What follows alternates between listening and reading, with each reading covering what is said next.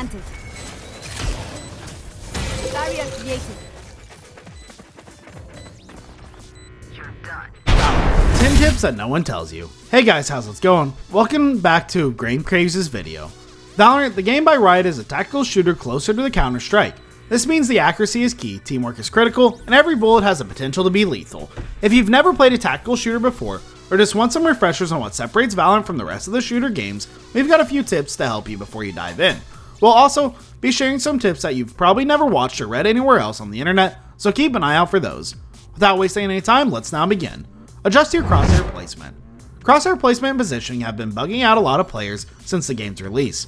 Players who are from the FPS background and have played a game like CSGO before generally tend to place their crosshair towards the ground. This might be viable in other FPS games where players can't usually jump high, but in Valorant where players can jump really high and literally fly at times, placing crosshair towards the ground is not recommended. Flicking from ground level to head level will unnecessarily take time, and the enemy might capitalize on it by killing you before you kill the enemy. Keeping the crosshair near the head level is more effective, and it will net players some clean headshots. However, it's recommended that players try out different crosshair placements and stick to the one that suits them best.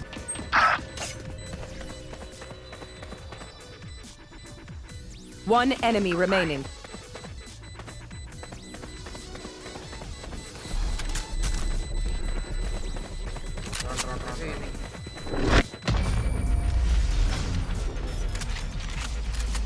No charges left. Learn different guns and their recoil patterns. Valorant boasts a variety of guns, all bringing something unique to the table. Every gun has a fixed recoil pattern, and it's important to know them to generate more success in the game. Learning the recoil pattern can be very beneficial, and it'll eventually turn players into killing machines once mastered. Simply hop into practice mode and test different weapons. This will not only help players with recoil, but it'll also give them a good idea about different weapon damage. Get familiar with different maps. Understanding different maps in Valorant will significantly improve a player's performance in the game. Haven, Bind, and Split are the 3 maps available in the game, and all 3 of them possess different attributes. To enhance your overall competence and to develop into your complete player, it's vital to understand the maps one at a time.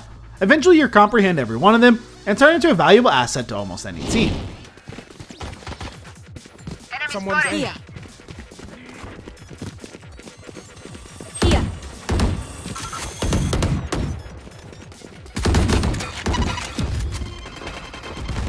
There they are.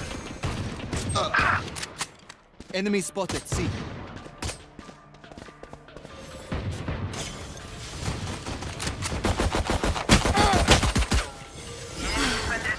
Here. Wall raised.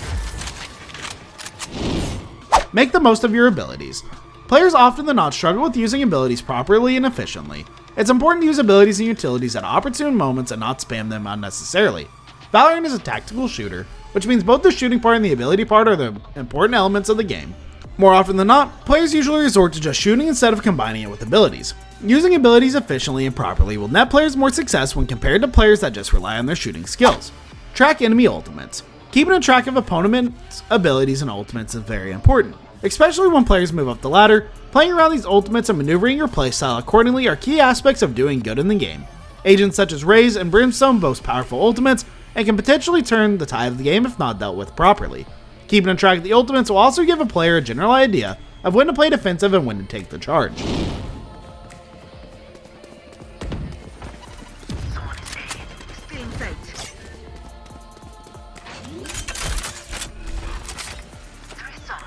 Light planted. Here.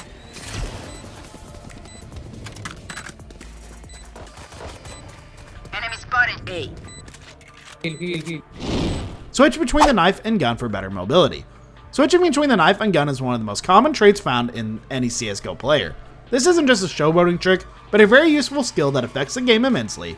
Running with your knife increases the movement speed and helps in making rotations quickly. It also helps in retreating from a fight quickly or regrouping if needed. However, switching should only be done when it's required, as constant switching might lead to unnecessary death. Remember to buy/rebuy shields. Light shields and heavy shields are 2 types of shields available in Valorant. These shields add extra health to your health bar depending upon the shields you buy. Light shields add extra 25 health, whereas heavy shields add extra 50.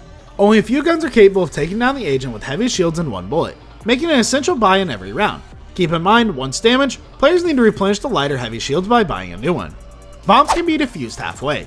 Unlike CSGO, bombs in Valorant can be defused in parts. Most players don't utilize the feature properly or are unaware of it altogether. It takes 7.5 seconds to completely defuse a bomb, and instead of doing it all in one go, players can essentially do it in parts.